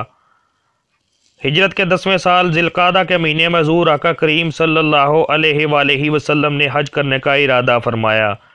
چنانچہ 26 ذی القعدہ کو آپ صلی اللہ علیہ وآلہ وسلم 1,00,000 مسلمانوں کو ساتھ لے کر مدینہ منورہ سے روانہ ہوئے اور ذوالحلیفہ کے مقام پر رات گزاری۔ دوسرے روز آپ صلی اللہ علیہ وسلم نے غسل کر کے احرام باندھا اور اونٹنی پر سوار ہو کر لبیک پکارا، ہم حاضر ہیں اے اللہ، ہم حاضر ہیں، ہم حاضر ہیں، تیرا کوئی شریک نہیں ہے، ہم حاضر ہیں، تمام تعریفیں اور نعمتیں تیرے لیے ہیں اور بادشاہت بھی تیرے ہی لیے ہے، تیرا کوئی شریک نہیں ہے۔ راستے میں اور لوگ بھی آپ صلی اللہ علیہ وآلہ وسلم کے ساتھ ملتے جاتے تھے۔ 5 ذی الحجہ کو آپ صلی اللہ علیہ وآلہ وسلم مکہ مکرمہ میں داخل ہوئے اور خانہ کعبہ کا طواف کیا۔ پھر آپ صلی اللہ علیہ وآلہ وسلم نے مقام ابراہیم میں 2 رکعت نماز پڑھی اور کوہ صفا پر چڑھ کر فرمایا، اللہ کے سوا کوئی عبادت کے لائق نہیں ہے، وہ یکتا ہے، اس کا کوئی شریک نہیں ہے، اسی کے لیے بادشاہت ہے اور اسی کے لیے تمام تعریفیں ہیں اور وہ ہر چیز پر قدرت رکھتا ہے۔ اس نے اپنا وعدہ پورا کیا، اپنے بندے کی مدد کی اور تنہا تمام گروہوں کو شکست دی۔ 8 ذی الحجہ کو آپ صلی اللہ علیہ وآلہ وسلم نے مینا کے مقام پر قیام فرمایا۔ 9 ذی الحجہ کو آپ صلی اللہ علیہ وسلم عرفات کے میدان میں تشریف لائے اور ایک خطبہ دیا جس میں فرمایا، اے لوگو، میری باتیں غور سے سنو، کیونکہ شاید میں اس مقام پر پھر کبھی تم سے نہ مل سکوں۔ لوگو، جس طرح تم اس دن، اس مہینے اور اس مقام کا احترام کرتے ہو، اسی طرح ایک دوسرے کے خون، مال اور آبرو کا احترام کرو۔ اللہ تم سے تمہارے اعمال کا حساب لے گا۔ خبردار، میرے بعد نیکی کے راستے سے بھٹک نہ جانا کہ ایک دوسرے کا خون بہانے لگو، عورتوں سے نرمی سے پیش آنا اور غلاموں سے اچھا سلوک کرنا۔ ہر مسلمان دوسرے مسلمان کا بھائی ہے اور تمام مسلمان آپس میں بھائی بھائی ہیں۔ یاد رکھو، کسی عربی کو کسی اجمی پر اور کسی اجمی کو کسی عربی پر اور کسی گورے کو کسی کالے پر اور کسی کالے کو کسی گورے پر کوئی فوقیت نہیں ہے۔ تم سب آدم کی اولاد ہو اور وہ مٹی سے بنے تھے۔ تم میں زیادہ عزت والا وہی ہے جو اللہ سے زیادہ ڈرنے والا ہے اور پرہیزگار ہے۔ لوگو، جو کام کرو سچے دل سے کرو اور آپس میں اتفاق رکھو۔ خطبے کے بعد آپ صلی اللہ علیہ وآلہ وسلم نے لوگوں سے پوچھا، اگر تم سے میرے بارے میں پوچھا جائے گا تو کیا کہو گے؟ انہوں نے عرض کیا، ہم کہیں گے کہ آپ صلی اللہ علیہ وآلہ وسلم نے اللہ کا پیغام پہنچا دیا اور اپنا فرض ادا کر دیا۔ یہ سن کر آپ صلی اللہ علیہ وآلہ وسلم نے آسمان کی طرف انگلی اٹھائی اور 3 بار فرمایا، اے اللہ گواہ رہنا، اے اللہ گواہ رہنا، اے اللہ گواہ رہنا۔ اس کے بعد آپ صلی اللہ علیہ وسلم نے حج کی باقی شرائط پوری کی اور مدینہ منورہ کی طرف روانہ ہو گئے۔ راستے میں غدیر خم کے مقام پر آپ صلی اللہ علیہ وسلم نے ایک خطبہ دیا جس میں فرمایا، اے لوگو، میں بھی ایک انسان ہوں، ممکن ہے کہ اللہ کا فرستادہ جلد آ جائے اور مجھے اس کے ساتھ جانا پڑے۔ میں تمہارے درمیان 2 گراں قدر چیزیں چھوڑ جا رہا ہوں۔ ایک اللہ کی کتاب ہے جس میں ہدایت اور روشنی ہے، اور دوسرے میرے اہل بیت ہیں۔ میں اپنے اہل بیت کے بارے میں تمہیں اللہ کی یاد دلاتا ہوں۔ لوگو، جس کا میں مولا ہوں اس کا علی بھی مولا ہے۔ اے اللہ، جو علی سے محبت رکھے اس سے محبت رکھ، اور جو علی سے دشمنی رکھے اس سے دشمنی رکھ۔ اس وقت قرآن کریم کی یہ آیت مقدسہ نازل ہوئی، الیوم اکملت لکم دینکم واتممت علیکم نعمتی وردیت لکم الاسلام دینا۔ آج میں نے تمہارے لیے تمہارا دین مکمل کر دیا اور تم پر اپنی نعمت پوری کر دی اور تمہارے لیے اسلام کو بحیثیت دین پسند کر لیا۔ آپ صلی اللہ علیہ وسلم 23 ذی الحجہ کو ذوالحلیفہ کے مقام پر پہنچے، رات وہیں گزاری اور دوسرے روز صبح کے وقت مدینہ منورہ میں داخل ہوئے۔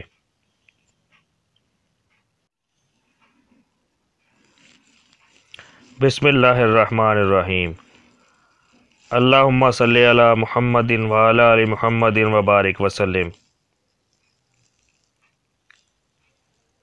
کتاب ہمارے آقا صلی اللہ علیہ وآلہ وسلم، تحقیق جناب محمد خالد جذبی صاحب۔ وصال۔ ہجرت کے 11ویں سال سفر المظفر کے مہینے میں حضور آقا کریم صلی اللہ علیہ وآلہ وسلم ایک روز آدھی رات کے وقت ایک قبرستان جنت البقیع میں تشریف لے گئے اور مرحومین کے لیے مغفرت کی دعا فرمائی۔ آپ صلی اللہ علیہ وسلم واپس گھر تشریف لائے تو سر میں درد ہونے لگا اور بخار ہو گیا۔ آپ صلی اللہ علیہ وسلم اس حالت میں ابھی 5 نمازوں کے لیے مسجد میں تشریف لاتے رہے۔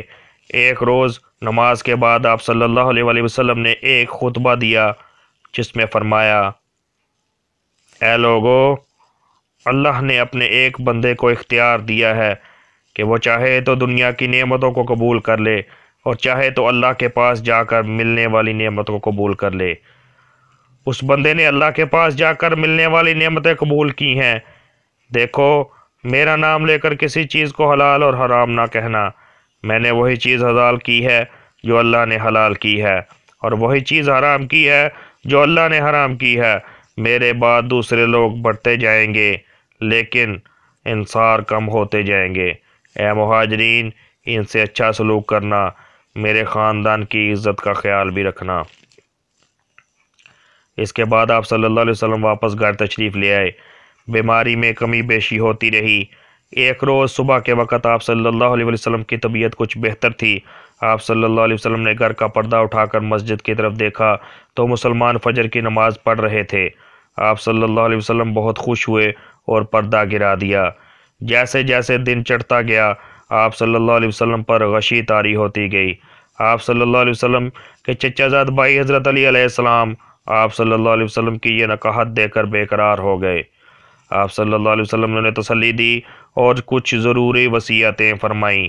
آپ صلی اللہ علیہ وسلم کی پیاری بیٹی حضرت فاطمہ رضی اللہ تعالی عنہا آپ صلی اللہ علیہ وسلم کی یہ کیفیت دیکھ کر رو پڑیں اور کہا، ہائے میرے ابا جان کی بے چینی۔ آپ صلی اللہ علیہ وسلم نے ان کے آنسو پونچھے اور فرمایا، بیٹی، آج کے بعد تمہارا باپ بے چین نہ ہوگا۔ آپ صلی اللہ علیہ وسلم کے پیارے نواسے حضرت حسن اور حضرت حسین علیہ السلام بھی آپ صلی اللہ علیہ وسلم کی یہ حالت دیکھ کر افسردہ ہو گئے۔ آپ صلی اللہ علیہ وسلم نے انہیں نہایت محبت و شفقت سے سینے سے لگا لیا اور بہت دیر تک چومتے رہے۔ سپہر کے وقت آپ صلی اللہ علیہ وسلم نے آسمان کی طرف انگلی اٹھائی اور 3 بار فرمایا، بس اب سب سے بڑے ساتھی کے پاس، بس اب سب سے بڑے ساتھی کے پاس، بس اب سب سے بڑے ساتھی کے پاس۔ اور آپ صلی اللہ علیہ وآلہ وسلم کی روح سب سے بڑے ساتھی اللہ کریم کے پاس چلی گئی۔ یہ ربیع الاول 11 ہجری کی یکم اور مئی 632 عیسوی کی 25 تاریخ تھی اور پیر کا دن تھا۔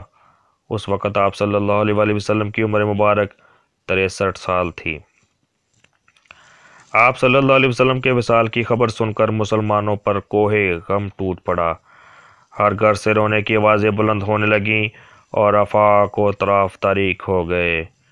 دوسرے روز حضرت علی علیہ السلام اور چند دوسرے مسلمانوں نے آپ صلی اللہ علیہ وآلہ وسلم کے جسم اطہر کو غسل دیا اور 3 سفید چادروں کا کفن پہنایا۔ پھر مردوں، عورتوں اور بچوں نے باری باری گھر کے اندر جا کر نماز جنازہ پڑھی اور قبر نے باہیں پھیلا کر آپ صلی اللہ علیہ وآلہ وسلم کے جسم اطہر کو آغوش میں لے لیا۔ صورت و سیرت۔ حضور آقا کریم صلی اللہ علیہ وآلہ وسلم حسن و جمال اور شمائل و اخلاق میں بے نظیر و بے مثال تھے۔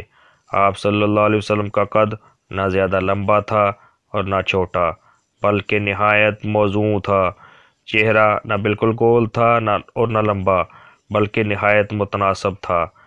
رنگ سرخ و سفید تھا، داڑھی گھنی تھی، گردن لمبی اور پتلی تھی، سر بڑا اور پیشانی چوڑی تھی، بال لمبے اور گھنے تھے۔ یہ نہ زیادہ گھنگریالے تھے اور نہ سیدھے، بلکہ قدرے خمدار تھے۔ آنکھیں بڑی اور سیاہ تھیں، پلکیں لمبی تھیں، پاویں باریک تھیں، کان پتلے تھے، ناک پتلی اور اونچی تھی، ہونٹ سرخ تھے، دانت باریک اور چمکدار تھے اور ان کے درمیان ہلکی ہلکی ریخیں تھیں۔ شانے گوشت سے بھرے ہوئے تھے اور ان کے درمیان مہر نبوت تھی۔ کندھوں کی ہڈیاں بڑی تھیں، سینہ کشادہ اور فراخ تھا، ہتھیلیاں چوڑی اور کلائیاں لمبی تھیں۔ کندھوں، کلائیوں اور سینے پر بال تھے۔ پاؤں کی ایڑیاں نازک اور تلوے گہرے تھے۔ جسم گھٹا ہوا تھا مگر موٹا نہ تھا۔ جوڑ بند بہت مضبوط تھے۔ بدن کی جلد بہت نرم تھی۔ آپ صلی اللہ علیہ وآلہ وسلم کے چچا زاد بھائی حضرت علی علیہ السلام فرماتے ہیں کہ آپ صلی اللہ علیہ وآلہ وسلم اتنے خوبصورت تھے کہ جو دیکھتا تھا وہ دیکھتا ہی رہ جاتا تھا۔ آپ صلی اللہ علیہ وآلہ وسلم کے قریبی عزیز حضرت ہند بن ابی حالہ رضی اللہ تعالیٰ عنہ کہتے ہیں کہ آپ صلی اللہ علیہ وسلم کا چہرہ چودھویں کے چاند کی طرح روشن اور چمکدار تھا۔ آپ صلی اللہ علیہ وسلم کے ایک پیارے ساتھی حضرت ابو ہریرہ رضی اللہ تعالیٰ عنہ کہتے ہیں کہ آپ صلی اللہ علیہ وسلم سامنے ہوتے تھے تو ایسا معلوم ہوتا تھا کہ سورج چمک رہا ہے۔ آپ صلی اللہ علیہ وسلم کے چہرہ پر ہمیشہ مسکراہٹ رہتی تھی۔ کبھی ہنستے تھے تو کھلکھلا کر نہ ہنستے تھے، کسی کی طرف دیکھتے تھے تو پورا جسم موڑ کر دیکھتے تھے، صرف گردن موڑ کر نہ دیکھتے تھے۔ آواز بے حد شیریں تھی، گفتگو ٹھہر ٹھہر کر کرتے تھے اور ضرورت کے بغیر نہ بولتے تھے۔ چلتے تھے تو ایسا معلوم ہوتا تھا کہ اوپر سے نیچے کی طرف آ رہے ہیں۔ قدم ہلکے لیتے تھے اور جما کر رکھتے تھے، اکثر دونوں گھٹنے کھڑے کر کے اور انہیں دونوں ہاتھوں سے گھیر کر بیٹھتے تھے، کبھی کبھی آلتی پالتی مار کر بھی بیٹھتے تھے۔ آپ صلی اللہ علیہ وآلہ وسلم کا کھانا بہت سادہ ہوتا تھا۔ سرکہ، شہد، زیتون کا تیل، حلوہ اور کدو بڑے شوق سے کھاتے تھے۔ اونٹ، دمبے، بھیڑ، مرغ، خرگوش اور مچھلی کا گوشت بھی شوق سے کھاتے تھے۔ بکری کے شانے کا گوشت بھی رغبت سے کھاتے تھے۔ اکثر بغیر چھنے آٹے کی موٹی روٹی کھاتے تھے جو کبھی جو اور کبھی گندم کی ہوتی تھی۔ تربوز کو کھجور کے ساتھ ملا کر کھاتے تھے۔ ستو بھی استعمال فرماتے تھے۔ دودھ کبھی خالص اور کبھی پانی ملا کر پیتے تھے۔ ٹھنڈا پانی پی کر بہت خوش ہوتے تھے۔ آپ صلی اللہ علیہ وآلہ وسلم کا لباس بہت سادہ مگر نہایت صاف ستھرا ہوتا تھا۔ اکثر کرتا اور تہبند پہنتے تھے اور اوپر سے دھاری دار چادر اوڑھ لیتے تھے۔ کبھی کبھی پاجامہ بھی پہنتے تھے۔ سفید رنگ کا لباس بہت پسند تھا۔ سبز اور زرد رنگ بھی پسند فرماتے تھے۔ امامہ سیاہ رنگ کا ہوتا تھا۔ پاؤں میں چپل پہنتے تھے۔ آپ صلی اللہ علیہ وسلم بان کی چارپائی پر سوتے تھے۔ بستر چمڑے کا ہوتا تھا۔ چٹائی اور خالی زمین پر بھی آرام فرما لیتے تھے۔ ہمیشہ دائیں کروٹ اور دایاں ہاتھ رخسار کے نیچے رکھ کر سوتے تھے۔ آپ صلی اللہ علیہ وآلہ وسلم نہایت سخی اور کریم تھے۔ کسی کی درخواست رد نہ کرتے تھے۔ مردوں کا احترام کرتے تھے، عورتوں کی عزت کرتے تھے، بچوں سے پیار کرتے تھے، رشتہ داروں سے اچھا سلوک کرتے تھے، ہمسایوں کا خیال رکھتے تھے، مہمانوں کی تواضع کرتے تھے، بیماروں کی عیادت کرتے تھے، غریبوں کی مدد کرتے تھے، بے سہاروں کا بوجھ اٹھاتے تھے اور مصیبتوں میں سب کے کام آتے تھے۔ ازواج و اولاد۔ حضور آقا کریم صلی اللہ علیہ وسلم نے مختلف اوقات میں متعدد نکاح کیے اور اللہ کریم نے آپ صلی اللہ علیہ وآلہ وسلم کو کثیر اولاد سے نوازا۔ آپ صلی اللہ علیہ وآلہ وسلم نے سب سے پہلے حضرت خدیجہ بنت خویلد رضی اللہ تعالی عنہا سے نکاح کیا، اور ان کے شکم سے آپ صلی اللہ علیہ وسلم کے 4 بیٹے حضرت قاسم، حضرت عبداللہ، حضرت طیب اور حضرت طاہر رضی اللہ تعالی عنہم، اور 4 بیٹیاں حضرت زینب، حضرت رقیہ، حضرت ام کلثوم اور حضرت فاطمہ رضی اللہ تعالی عنہم پیدا ہوئیں۔ حضرت خدیجہ کی وفات کے بعد آپ صلی اللہ علیہ وآلہ وسلم نے حضرت سودا بنت زمع، حضرت عائشہ بنت ابی بکر، حضرت حفصہ بنت عمر، حضرت زینب بنت خزیمہ، حضرت ام سلمہ بنت ابی امیہ، حضرت زینب بنت جہش، حضرت جویریہ بنت حارث، حضرت ام حبیبہ بنت ابی سفیان، حضرت صفیہ بنت حی، حضرت میمونہ بنت حارث، حضرت ریحانہ بنت زید اور حضرت ماریہ بنت شمعون سے نکاح کیے۔ حضرت ماریہ کے شکم سے بھی آپ صلی اللہ علیہ وسلم کے ایک بیٹے حضرت ابراہیم پیدا ہوئے۔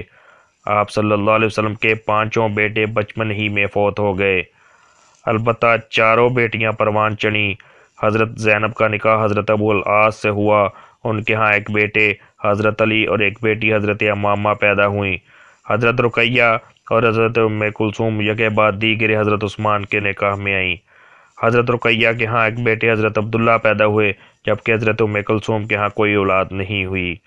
حضرت فاطمہ رضی اللہ تعالیٰ عنہا کا نکاح حضرت علی سے ہوا، اور ان کے ہاں 3 بیٹے حضرت حسن، حضرت حسین اور حضرت محسن، اور 2 بیٹیاں حضرت زینب اور حضرت ام کلثوم پیدا ہوئیں۔ حضرت محسن بچپن ہی میں فوت ہو گئے، البتہ حضرت حسن، حضرت حسین، حضرت زینب اور حضرت ام کلثوم علیہم السلام پروان چڑھیں۔